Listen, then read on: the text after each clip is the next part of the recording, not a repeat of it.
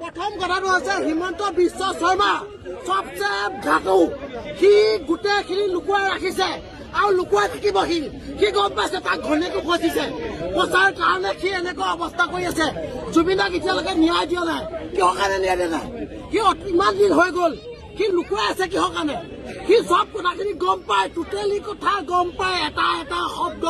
আৰু 2026 হিমন্ত বিশ্ব শৰ্মাৰ চৰকাৰ শেষ আৰু শেষ হ'ব লাগে আমাৰ অসমৰ পাব্লিক মুখ্য নহয় অভদ্ৰ নহয় চবে বুজি পায়